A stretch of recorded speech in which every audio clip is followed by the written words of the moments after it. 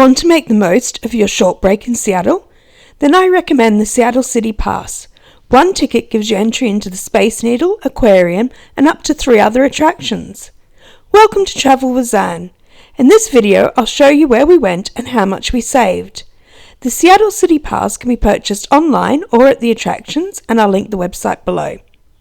The City Pass includes the Space Needle and Seattle Aquarium, and then you get to choose up to 3 of the following: the Chihuly Gardens and Glass, Argosy Cruise Harbour Tour, Museum of Pop Culture, Woodland Park Zoo, and the Pacific Science Centre, and it costs $129 per adult and child 13 and over, and $99 for 5 to 12-year-olds. There's also a 3-pass ticket that includes all the above, and also the Museum of Flight, Seattle Art Museum, and the Skyview Observatory. And this costs $102 and $76, so do think about what you want to visit. The Museum of Flight was one of the best museums I've ever been to. We went to this separately, so if you're really into space or aviation, it's definitely a must-see. We spent like the whole day there, and we still didn't see it all.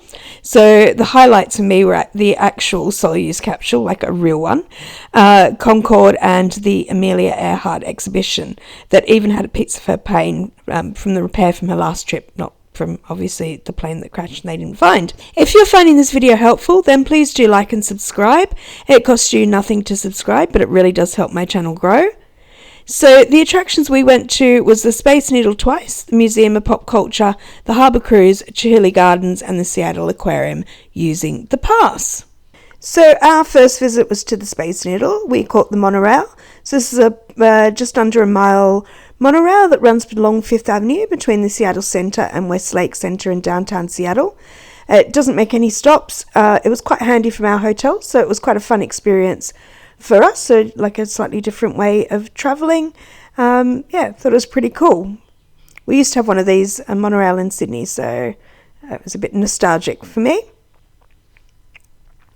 So we went to the Space Needle. That's where we purchased our City Pass, and then we immediately got tickets for the Space Needle. If you are going peak times, then you might want to actually pre-purchase and book in first off, because we were lucky. It was early in the morning, so we were able to get straight in. So the Space Needle is an observation tower and an icon of the city of Seattle, and it was a must-do for me. So it was built for the 1962 World's Fair, and it drew more than 2.3 million visitors when it opened. So the views, as you can see, are amazing. I mean, we had beautiful weather, so that was obviously a help.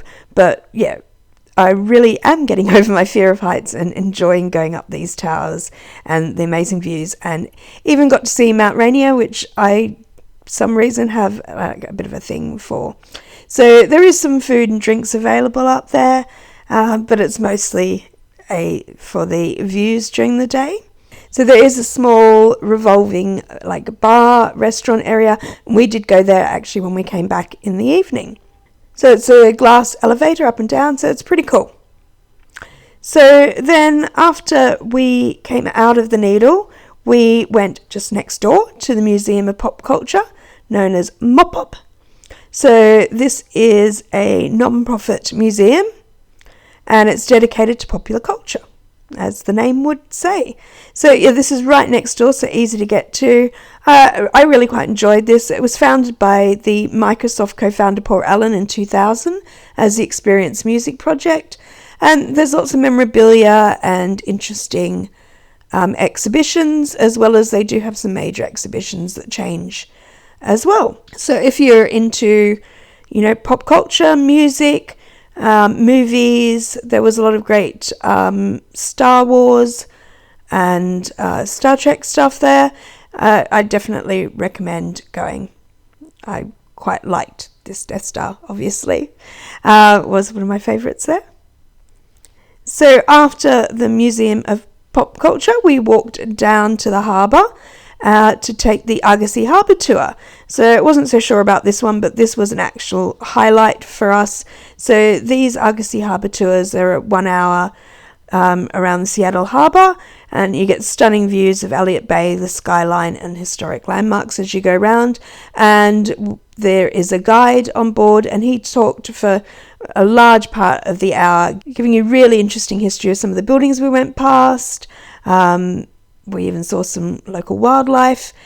Really good, interesting way of seeing the city, and I really enjoyed this, and I didn't expect to, so I do highly recommend it. Then we went to Chihuly Gardens and Glass, and this was my favourite. I don't know, I think I'm saying this about everything, but absolutely amazing. Whoever told me that I should go to this, I just thank you. It's an amazing exhibit. It's next to the Space Needle. It showcases the studio glass of Dale Chihuly, and it opened in May 2012. It's just amazing, and the tip that we were given was to go just before sunset so you can see the gardens in daylight and then see them lit up at night. We were there for a few hours to see all of this, but it was so worth it. There's also like demonstrations on the glass blowing, and the photographs and video, they just can't do it justice. It was just amazing. His work is amazing, and you know, the work of the people who work for him. Highly recommend going to Chihuly Gardens. And so then we went back up the Space Needle. So we were only there for a short while before it closed, but we paid to go into the bar, which is a revolving bar, which was quite nice, and you got a couple of drinks with, you know, the payment. And that was it for the day. So the next morning we were off to the aquarium, but we walked down and went through Pike Street Markets first, you know, because that's famous. It was a bit too crowded for me, actually. I didn't really enjoy it. But we got to the aquarium. So the aquarium opened in 1977, and it's located on Piers 59 and 60 on the Elliott Bay waterfront.